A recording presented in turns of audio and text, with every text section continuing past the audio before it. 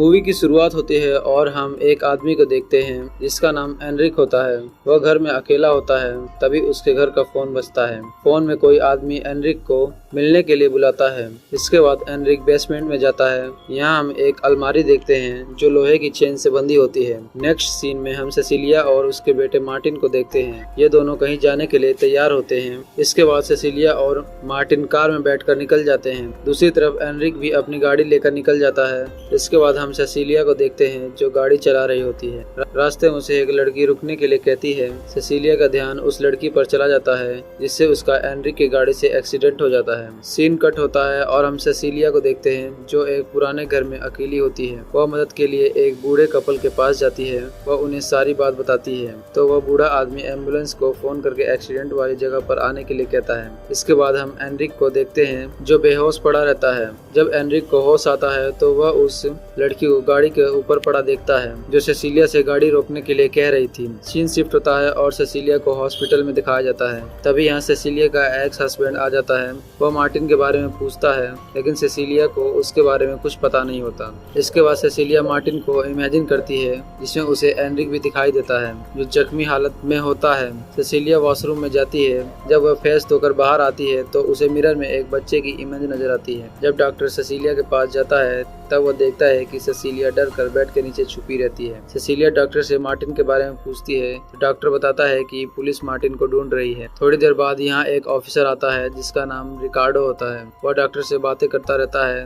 तभी Cecilia officer को देख लेती है। वह पुलिस से छुपने लगती है। वह पुलिस से छुपने के लिए बगल के रूम में चली जाती है जहाँ एक बूढ़ी औरत एडमिट रहती है। वह औरत सेसिलिया को देखकर चिल्लाने लगती है। सेसिलिया उस औरत को चुप कराने के लिए उसका मुंह बंद कर देती है जिससे उस औरत का दम घुट जाता है और वह औरत वहीं मर जाती है। रिकार्डो डॉक्टर से कहता है कि वे सब 3 दिन पहले हुआ था तो सेसिलिया इतने दिन तक कहाँ थी। इस पर डॉक्टर हार्नर कहता है कि वह सदमे में थी इसलिए वह उस दिन नहीं बता पाई। इसके बाद हम एनरिक को देखते हैं जो लूसिया फिगारो नाम की लड़की को लकड़ी के लॉग में बांध कर रखता है। वह एनरिक से खुद को छोड़ने के लिए कहती है लेकिन एनरिक उसे नहीं छोड़ता। इधर सेसिलिया अपने घर जाती है। थोड़ी देर बाद यहाँ उसका एक्स हस्बैंड आ जाता है। सेसिलिया को घर में फिर से मार्टिन की आत्मा दिखाई देती है। सेसिलिया का हस्बैंड उसे मार्टिन के बारे में पूछता है लेकिन सेसिलिया को मार्टिन के बारे में कुछ पता नहीं होता। इसके बाद ऑफिसर रिकार्डो यहाँ आते हैं। वो घर में सेसिलिया को ढूंढने लगते हैं। तभी यहाँ उसे हार्नर दिखाई देता है।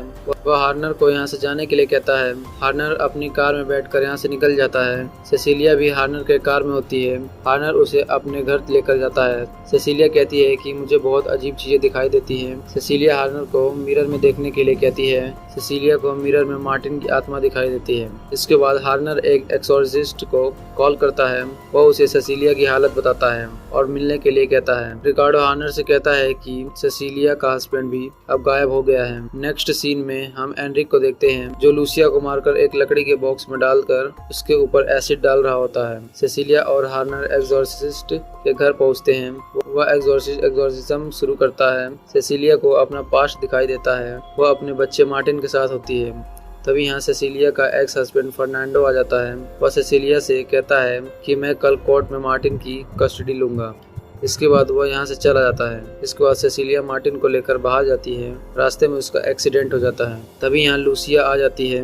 वह एम्बुलेंस को कॉल करके बुलाती है। तभी हम यहाँ उस बक्से को देखते हैं जिसमें एनरिक ने डेविल को कैद करके रखा था। तभी लूसिया यहाँ से गायब हो जाती है और जख्मी हालत में कार पर गिरती है। एनरिक सेसिलिया से कहता है कि तुमने शैतान को आजाद कर दिया है। सीन शिफ्ट होता है और हमें ऑफिसर रिकार्डो को दिखाया जाता है जो सेसिलिया के केस की इन्वेस्टिगेशन कर रहे होते हैं। तभी उन्हें सेसिलिया की कार में से फर्नांडो की डेड बॉडी मिलती है। इधर सेसिलिया को शैतान पोजेस कर लेता है। जब रिकार्डो एक्सोर्सिस्ट के घर पहुंचता है तो वह हार्नर और एक्सोर्सिस्ट को मरा पाता है जिन्हें सेसिलिया ने ही मारा होता है। नेक्स्ट सीन में एनरिक को दिखाया जाता है। वह लूसिया की बॉडी को काटकर एक बैग में भर लेता है। इधर सेसिलिया उस बूढ़े कपल के पास जाती है। वह उन्हें मार देती है। कुछ समय बाद एनरिक भी यहाँ पहुंच जाता है। वह उन लोगों का सिर काटकर एक बैग में भर लेता है और यहाँ से निकल जाता है। नेक्स्ट सीन में सेसिलिया को उस घर में दिखाया दिखाया जाता है जिसमें वह मूवी की शुरुआत में थी। तभी यहाँ एनरिक आता है, वह सेसिलिया पर अटैक करता है। एनरिक क्रॉस को सेसिलिया की तरफ करता है,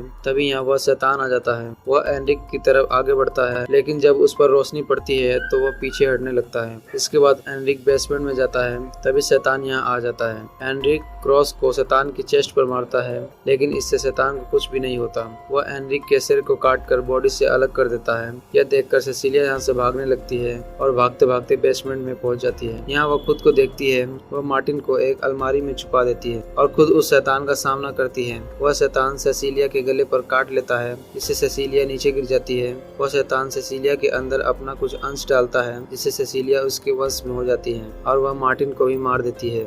इसके बाद रिकार्डो उस बेसमेंट में जाता है। वह मार्टिन को देखता है जो अब एक डेविल बन चुका है। तभी यहाँ सेसिलिया भी आ जाती है। वह रिकार्डो को जान से मार देती है और मूवी यहीं पर खत्म हो जाता है।